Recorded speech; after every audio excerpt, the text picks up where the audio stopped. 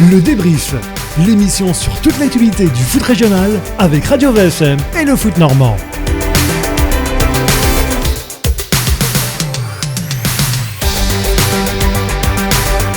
Chers amis, le débrief de retour, deuxième partie de ce 17e épisode, le débrief de Radio VFM et Foot Normand qui, cette semaine, vous le savez, fait la part belle au foot féminin. À mes côtés, l'indétrônable Mathieu Billot de Foot Normand.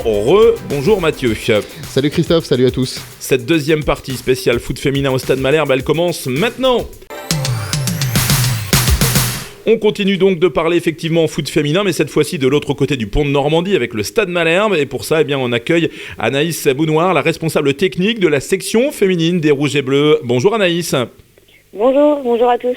Alors Anaïs, comme pour votre consoeur du HAC, Laure Le Pailleur, on va vous demander déjà peut-être de présenter cette section féminine du Stade Malherbe, section encore plus récente que celle du Havre. Elle existe depuis 2019. Comment peut-on la présenter aujourd'hui en termes de licenciés, de nombre d'équipes par exemple ? Écoutez, comme vous l'avez dit, création en 2019 de cette section féminine, lors notamment de l'année de la Coupe du Monde, plutôt un bon point par rapport à ça. Et puis maintenant, elle est constituée de 5 équipes, U11, U13, U16, U18 et l'équipe Fagnon, qui est l'équipe senior qui évolue en R1.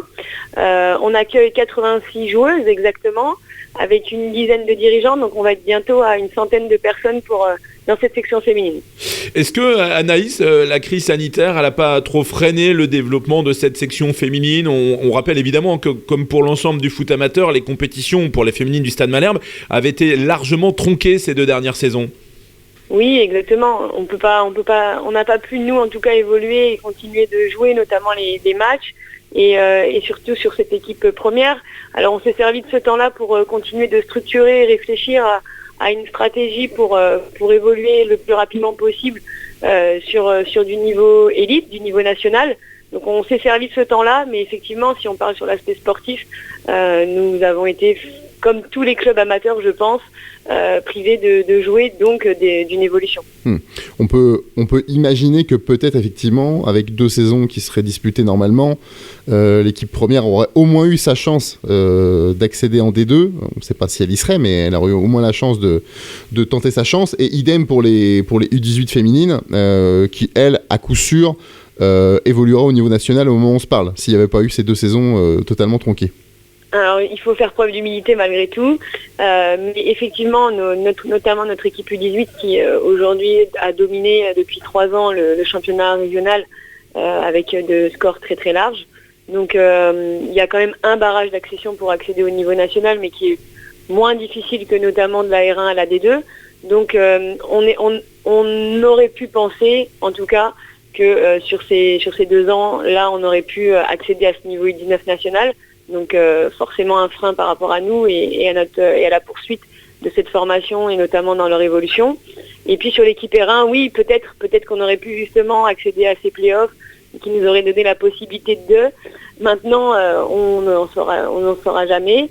Nous, on est en cours cette saison pour y accéder et on fait ce qu'il faut pour avoir l'occasion de pouvoir jouer ces playoffs. Justement, c'est l'objectif là cette saison de disputer les playoffs. On rappelle juste que dans le championnat donc du coup de R1 féminine, un petit peu nouvelle formule cette saison avec 14 équipes. Les 2 premiers disputeront les playoffs contre les autres premiers des autres poules de R1 régionales qui sont dans toute la France. Voilà, exactement. Donc, écoutez, pour l'instant, on est à 13 matchs, 13 victoires. Première du championnat et ce week-end, on a eu la chance aussi de passer meilleure attaque et meilleure défense. Donc, on commence à monter en puissance, en tout cas nous, sur les contenus et sur nos envies. Et puis notre ambition est en train de grandir. Donc on a forcément l'envie d'aller aux playoffs et de se préparer au mieux pour y accéder. On précise juste du coup que les playoffs se dérouleront au mois de juin.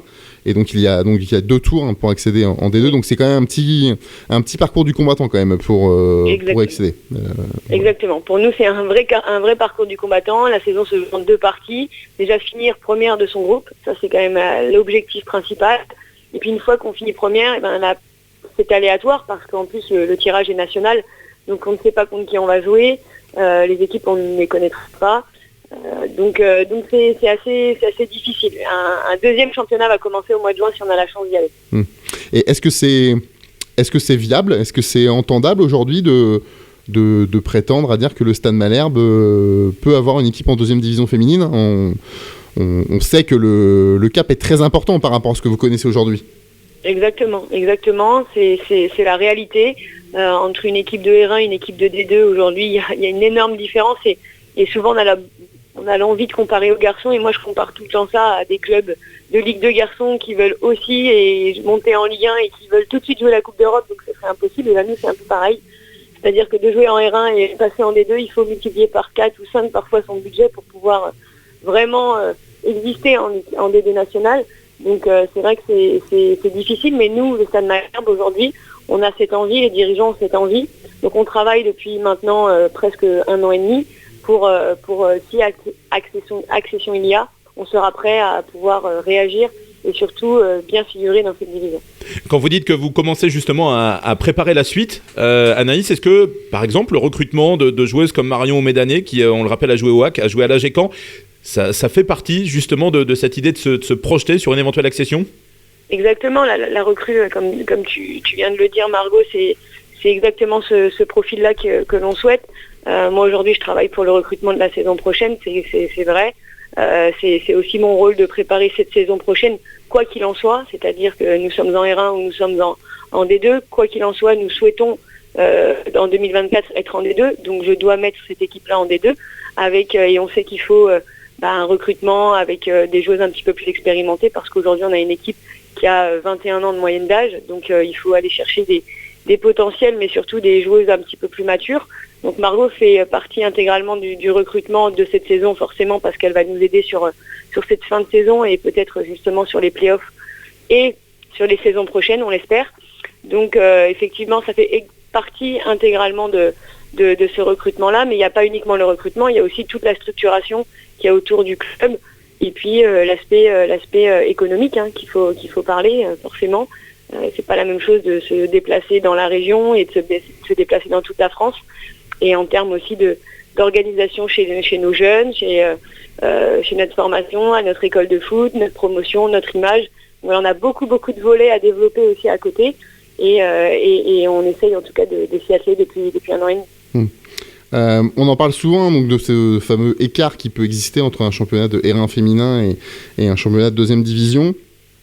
Il y a un serpent de mer qui revient souvent dans le football français au niveau des féminines. C'est une éventuelle création d'une 3e division qui existait avant. D'ailleurs, Anaïs, vous y avez évolué dans ce championnat-là, si je me trompe pas, quand vous étiez joueuse. Moi, j'ai pas évolué, mais il existait. J'ai directement été en D2, mais il existait au moment où moi je jouais effectivement. Ouais. Donc, on pourrait considérer de l'extérieur qu'un championnat de 3e division pourrait constituer une étape un peu intermédiaire, justement, pour essayer de réduire cet écart-là. Quel est votre avis sur ce sujet-là ? Est-ce que vous y êtes favorable ? Est-ce que vous êtes défavorable ? Oui, bien sûr, je suis favorable. Je suis favorable à cette 3e division pour plusieurs raisons. La première, c'est ce qu'on évoquait sur l'aspect économique. Aujourd'hui, le fait d'avoir une 3e division, peut-être même avec 2 groupes, nous permettrait déjà d'avoir on va dire, un nord-sud ou quelque chose qui nous permettrait de ne pas nous traverser toute la France. Bon, après, ça sera la fédération qui le décidera. Puis après, sur l'aspect sportif, ça permettrait aussi à des jeunes joueuses de pouvoir évoluer. C'est-à-dire que demain, comment nous, on va évoluer avec nos jeunes joueuses si nous montons en D2. Nos jeunes joueuses qui sont U18 notamment, on souhaite les garder au club, mais elles pourront pas et elles n'auront pas pour l'instant les capacités à jouer en équipe D2, ce qui est normal au vu de l'écart. Donc ça nous permettrait, nous, d'avoir une étape supplémentaire pour continuer de former nos joueuses, parce qu'on veut garder cette identité-là. Et puis aussi, ça permettrait à des clubs qui sont beaucoup plus épais, comme l'Olympique Lyonnais, le PSG, etc., d'avoir une équipe B et aussi leurs jeunes, parce qu'il ne faut pas oublier, ils ont aussi des jeunes, ils travaillent beaucoup avec leurs jeunes, dans cette division-là.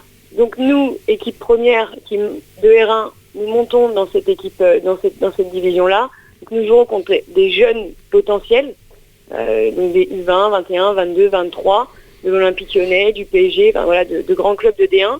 Et puis nous, ça nous permettrait d'avoir une étape supplémentaire dans notre formation et dans notre développement sur l'aspect sportif, mais aussi sur l'aspect structuration. Donc cette 3e division, moi je suis complètement favorable à avoir une étape de plus pour accéder à l'élite.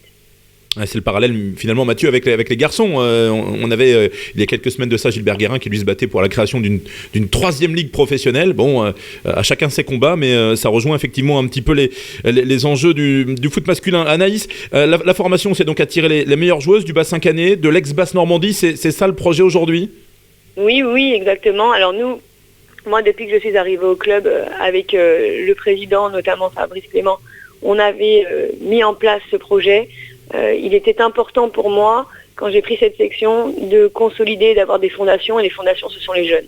Donc on a pris tout de suite l'initiative de se dire qu'il y avait des potentiels, qu'il fallait que ces jeunes joueuses à potentiel viennent jouer au Stade Malherbe, qu'elles aient envie et surtout qu'elles puissent durer et ne pas s'expatrier ailleurs qu'au Stade Malherbe. Donc on fait un gros travail depuis 3 ans maintenant sur ces jeunes joueuses, et la formation est très importante pour nous. Et aujourd'hui, je joue avec 8 joueuses qui ont été formées au club. Voilà, ça fait 3 ans qu'elles étaient chez les jeunes. Aujourd'hui, elles sont avec moi. Il y en a 8 qui font partie du groupe senior. Donc, ce ne sont pas que des mots. On fait aussi ça par les actes. Moi, je participe aussi à de nombreuses séances chez les jeunes. C'est important pour nous. Maintenant, il faut réussir à aller les chercher. Et vous parlez de l'ex-Basse Normandie, mais on est en train de s'ouvrir. On voit aussi qu'il y a des joueuses de la Haute-Normandie, ex-Haute-Normandie, qui viennent aussi à nous. Donc on est ravis, mais sur la Normandie, maintenant, on a beaucoup de concurrence avec des clubs qui sont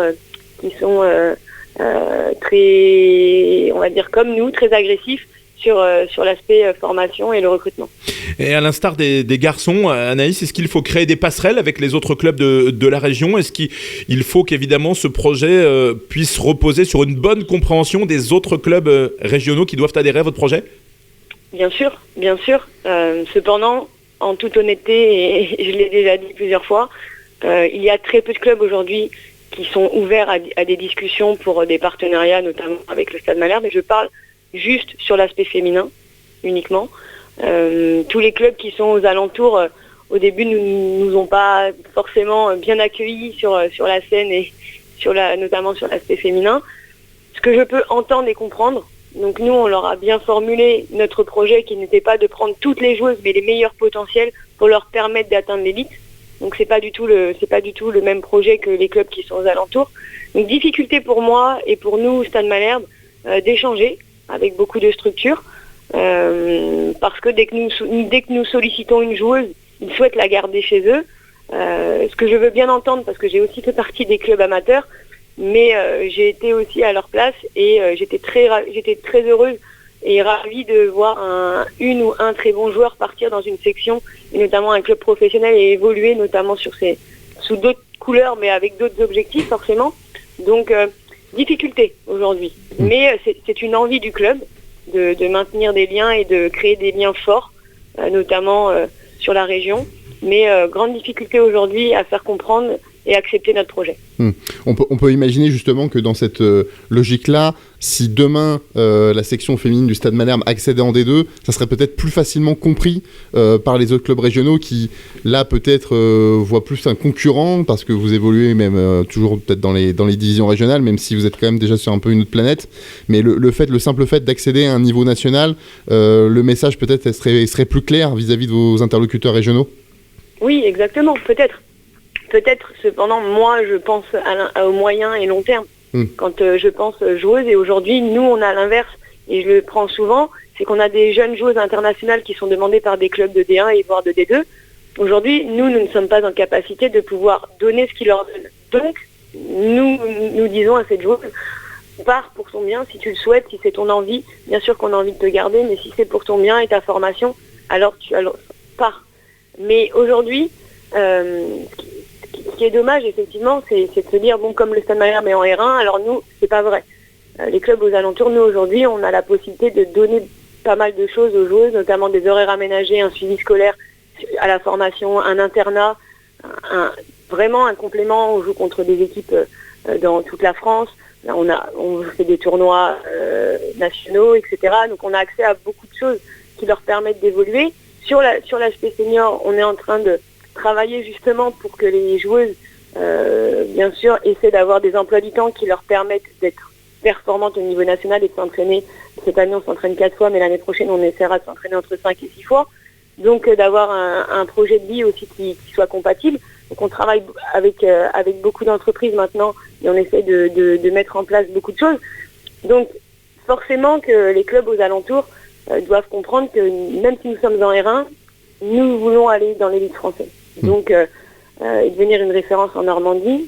Donc mais malgré tout, sans prétention et avec beaucoup d'humilité, les joueuses viennent sans que les clubs nous les envoient. Malgré tout, elles viennent chez nous parce qu'à un moment, la finalité, c'est d'aller dans une structure et penser à surtout sur du moyen et du long terme. Et puis il y a l'aura forcément du Stade Malherbe qui fonctionne aussi. Le pouvoir d'attraction fonctionne pour les petits garçons comme pour les petites filles.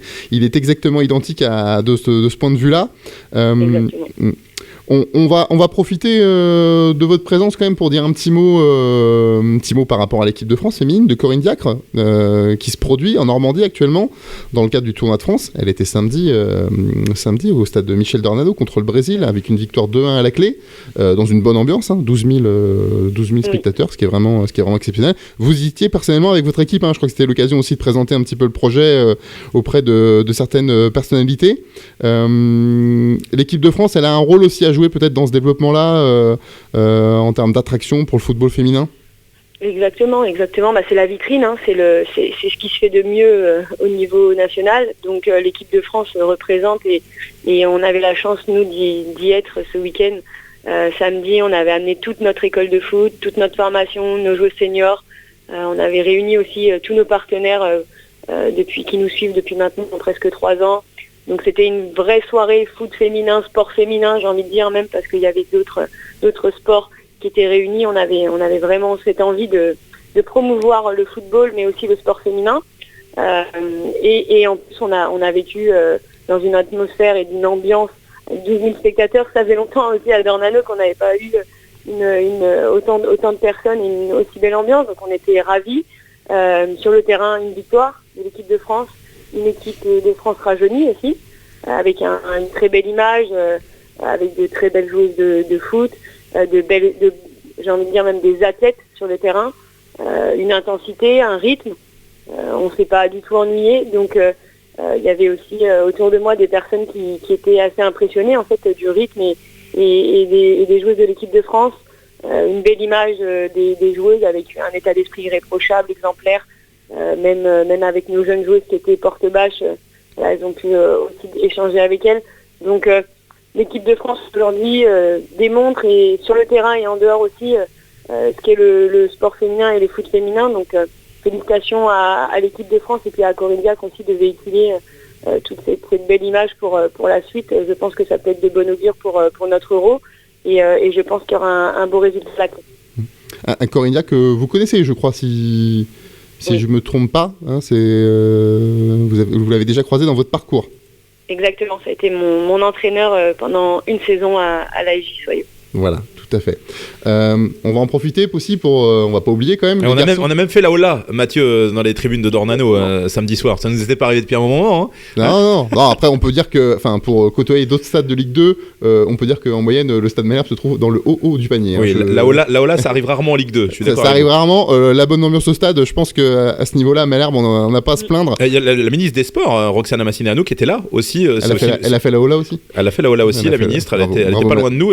Non, mais voilà, c'est quand même une effervescence aujourd'hui qu'on a autour du foot féminin qui n'existait pas, Anaïs le disait, il y a encore quelques années. Ouais, moi je pense aussi qu'à Caen et dans ce territoire-là, c'est aussi une terre de football. Je pense qu'on le voit 2 fois par mois avec l'équipe masculine, qui pourtant les supporters sont pas spécialement gâtés au niveau des résultats, mais ils sont toujours là. Et comme de par hasard, là il y a un match de haut niveau féminin avec l'équipe de France de très haut niveau. Et là vous avez 12 000 spectateurs, ça répond aussi. Donc voilà, moi je pense aussi que Caen, son bassin et son territoire sont aussi une terre de football. Et quel que soit le football pratiqué, garçon, féminin, haut niveau et peut-être moindre. À une époque, il y avait les finales de la Coupe de Basse Normandie, si je me trompe pas, qui était en levée de rideau d'un match professionnel. Donc voilà, je pense qu'on est vraiment sur une terre au niveau Caen, une terre de football et ça répond à chaque fois. Eh ben c'est parfait. Tout à fait d'accord. Voilà. Et je pense qu'Anaïs ne fait que valider ses propos. Eh bien, grand merci à Anaïs d'avoir été l'invité du débrief. Oui, juste avant qu'on se quitte, Mathieu, un mot sur les garçons, effectivement, parce qu'on ne peut pas se quitter sans parler aussi des garçons qui ont été à l'honneur, notamment les plus jeunes ce week-end. Voilà, on va dire juste 2 petits mots pour dire que l'équipe première, malheureusement, s'est inclinée 1-0 sur le terrain de Pau, et donc du coup se retrouve 14e au classement, toujours avec 29 points, et avec 4 points d'avance sur le barragiste grenoblois. Il y a eu un petit statu quo derrière, parce qu'il n'y a pas beaucoup d'équipes qui ont gagné, hormis la Lanterne Rouge de Nancy ce week-end. Et la réception de Bastia, ce sera samedi prochain à Dornano. Voilà, un gros match, c'est une belle équipe bastiaise qu'on a eu l'occasion de nous voir il n'y a pas si longtemps s'imposer au Stade Océane au Havre. Et un petit mot quand même pour féliciter l'équipe de Gambardella qui s'est qualifiée pour les quarts de finale de cette compétition avec une victoire 3-0 à Brest. Donc loin d'être évident, 4e match à l'extérieur dans cette compétition, 4 tours, 4 matchs à l'extérieur, et donc ils sont en quart de finale, et c'est une première depuis 2016, donc pour dire que ça n'arrive pas non plus tous les ans un quart de finale de Gambardella, et donc ça valorise aussi, moi, je pense, tout le club, tout le travail de la formation qui est fait, et voilà, je pense que ça fait bien aussi à tout ce club d'avoir un petit peu de bonheur aussi à ses supporters, c'est important. Avec un doublé de Norman Bassett qui avait marqué la veille le but de la victoire de l'équipe réserve en National 2, vous nous avez fait suivre, Mathieu, à travers les réseaux sociaux de foot normand, au plus près, de l'intérieur, en inside, comme on dit, cette épopée des jeunes Canets tout le week-end à Brest, et ça s'est fini en apothéose. On a même une vidéo magnifique, on vous voit danser la chenille dans le bus au retour, c'est fantastique. Non, alors moi je danse pas la chenille, mais c'est vrai que les jeunes joueurs, c'est marrant aussi de partager. Je me doutais pas que des jeunes joueurs pouvaient écouter des standards des années 80, comme quoi c'est vraiment intergénérationnel. Donc voilà, effectivement, le Stade Malherbe, par l'entremise de son directeur du centre de formation et entraîneur des U18, Nicolas Sub, m'avait permis de faire ça. Donc c'était une expérience, je pense, assez enrichissante, que ce soit pour moi, mais surtout pour ceux qui ont pu suivre ça à travers les réseaux sociaux. Et donc le tirage au sort, on l'a eu mercredi pour connaître l'adversaire en quart de finale. Et on comprend mieux pourquoi vous êtes venu ce matin avec votre boîte d'Efferalgan, c'est Mathieu. Ça. Eh bien, merci en tout cas Anaïs, vraiment d'avoir été l'invité du débrief de Radio VFM et Foot Normand ce lundi pour parler de foot féminin. On espère se retrouver évidemment très bientôt, parce qu'on l'a bien compris, le projet foot féminin au Stade Malherbe, il est loin d'être fini. Merci beaucoup Anaïs. Merci beaucoup, merci à vous. Et à très bientôt. Eh bien, c'était la deuxième partie du débrief. Mathieu, un petit Efferalgan, on enchaîne par la troisième partie. C'est parti. Et on parlera encore foot féminin, mais avec la Ligue de football de Normandie cette fois-ci. Et sa conseillère technique régionale en charge du football féminin, justement, Mylène Pagné. Retrouvez toute l'actualité du foot régional, le débrief avec Radio VSM et Foot Normand. Foot Normand.